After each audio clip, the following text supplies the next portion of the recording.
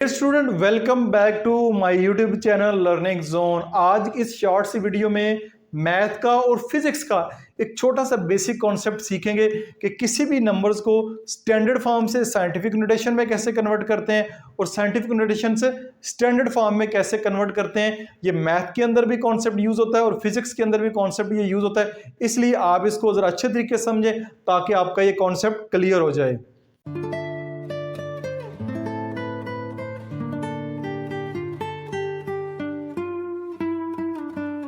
Standard form में करना है और दूसरे क्वेश्चन में साइंटिफिक नोटेशन में करना है। दो बातें हैं यहाँ पे कि स्टैंडर्ड फॉर्म क्या होती है और साइंटिफिक नोटेशन क्या होती है।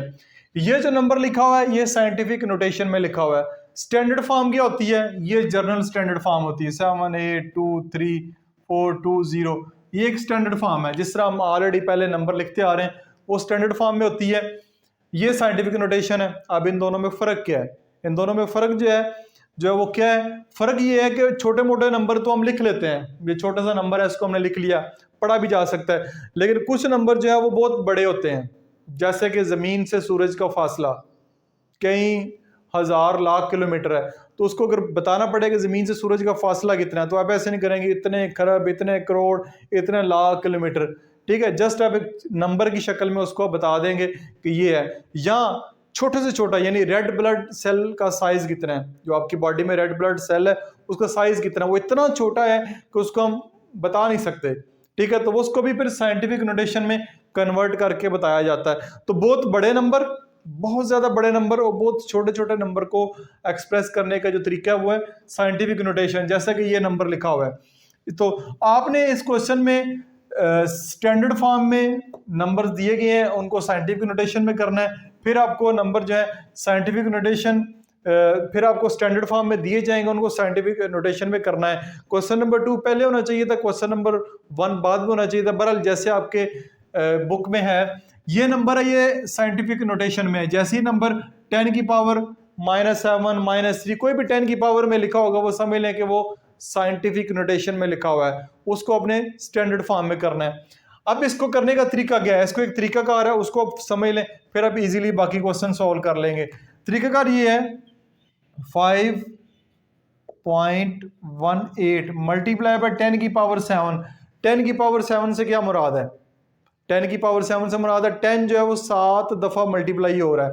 10 जो है वो 7 दफा मल्टीप्लाई हो रहा है। 1 2 3 4 5 6 7 दफा मल्टीप्लाई हो रहा है। इसका शॉर्ट मेथड भी है, लेकिन पहला क्वेश्चन जो है पूरी डिटेल से मैं आपको समझाऊंगा ताकि आपको सारा कॉन्सेप्ट अच्छे तरीके से समझ आ जाए।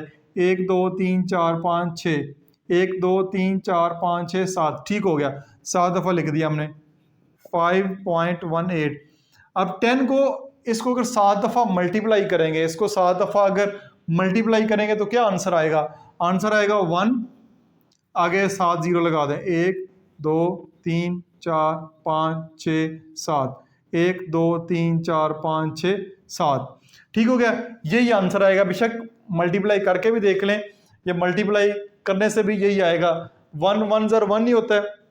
जैसे ये देखें 10 मल्टीप्लाई बाय 10 है, 1 1 ज़र 1 और 2 जीरो लगा दें आगे, तो 10 मल्टीप्लाई बाय 10 100 ही होता है। इसी तरह ये है। अब इसको इससे मल्टीप्लाई करवाएं। बहुत सारे बच्चे कैलकुलेटर का इस्तेमाल करेंगे, कैलकुलेटर से होता है तो कर लें, अदरवाइज कैलकुलेटर के बगैर भी आप इसको मल्टीप्लाई कर सकते हैं। जब इसको इससे मल्टीप्लाई करवाएंगे, 1 से 5.18 है, इसको 1 से जब मल्टीप्लाई करवाएंगे तो 5.18 ही आएगा। ये जीरो हटा दें, 1 से जस्ट मल्टीप्लाई करवाएंगे तो 5.18 ही आएगा। तो यहां पे आप 5.18, ठीक है, 18 ही चले लिखे, पॉइंट में यहाँ पे लिख रहा हूं लेकिन जरा ध्यान कीजिएगा। इसको मल्टीप्लाई करेंगे, कितने जीरो है? 7, 1 2 3 4 5, 1 2 3 4 5 6 7 जीरो है, 1 2 3 4 5, यहाँ पे मैंने 5 जीरो लगा दिए हैं। यानी कि इसको इससे मल्टीप्लाई करने के बाद हमारा जो आंसर है वो ये आएगा। जो पॉइंट इधर लगा हुआ है वो पॉइंट आपका चला जाएगा इस जगह पे। किस जगह पे चला जाएगा? पॉइंट आपका चला जाएगा इस जगह पे।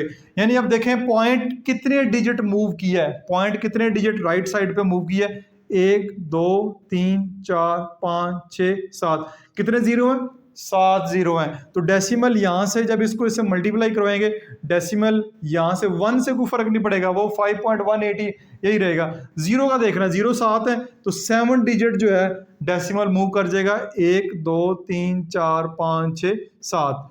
तो ये आपका जो इसकी स्टैंडर्ड फॉर्म बनेगी 5 1 8 1 2 3 4 5, ये अब इसकी जो है वो स्टैंडर्ड फॉर्म बनेगी।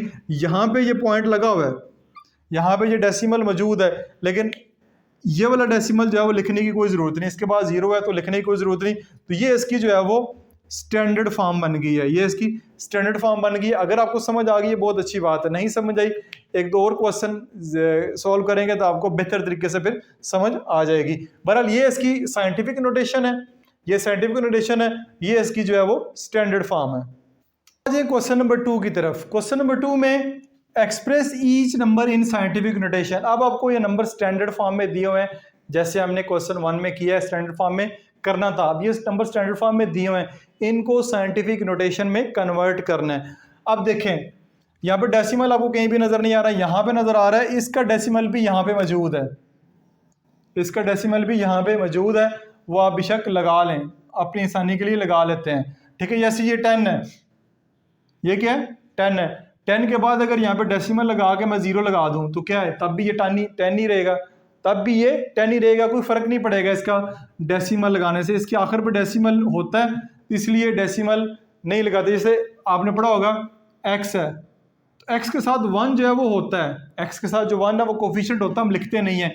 इस तरह x की पावर 1 होती है, वो हम लिखते नहीं है, जब पावर 2 होगी तो लिख लेंगे, 1 पावर नहीं लिखेंगे। इसी तरह यहाँ पे डेसिमल मौजूद है, वो हम लिखते नहीं है, ज़रूरत नहीं है उसकी। तो इसको जब कन्वर्ट करना है तो साइंटिफिक नोटेशन में कन्वर्ट करना है तो डेसिमल आपने फर्स्ट नॉन ज़ीरो नंबर से पहले लेकर आना है। फर्स्ट नॉन ज़ीरो नंबर क्या है यहाँ पे ना 5 के बाद लेकर आना है, 5 के बाद लेकर आना है डेसिमल को।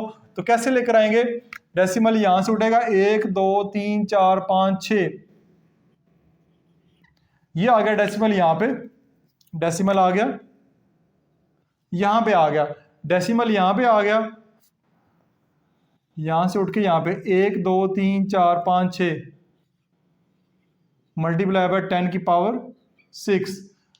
अब 10 की पावर 6 कितने डिजिट डेसिमल प्लेस मूव किया है लेफ्ट हैंड साइड पे, 6 डेसिमल प्लेस, तो इसलिए 10 की पावर 6 लिखेंगे। 10 आपने खुद से लिखना है, 10 आपने खुद से लिखना है, जितने डेसिमल प्लेस मूव करेगा उतनी पावर आप लिख देंगे। 10 की पावर 6 लिख देंगे, ये जीरो फिर खत्म हो जाएंगे, जीरो जो है ये खत्म हो जाएंगे, जस्ट 5.62 जो है वो आपके पास जस्ट लिखा रहेगा, वो आपने लिखना है। ये साइंटिफिक नोटेशन में कन्वर्ट हो गया। ये एक्सरसाइज आपको अच्छे तरीके से समझ आई होगी, बड़ी इंटरेस्टिंग मजे की एक्सरसाइज है, क्योंकि ये वाला कॉन्सेप्ट आप फर्स्ट टाइम सीख रहे हैं। तो जो चीज़ फर्स्ट टाइम सीखते हैं वो सम टाइम ज़्यादा अच्छी लगती है, मुश्किल ज़रूर लगती है, लेकिन अगर आपको समझ आ जाए तो बड़े अच्छी लगती है, वो फिर मज़ा भी आता है उसको सॉल्व करने के लिए। अपना बहुत सारा ख्याल रखिएगा। This is Masood Mubashar signing of.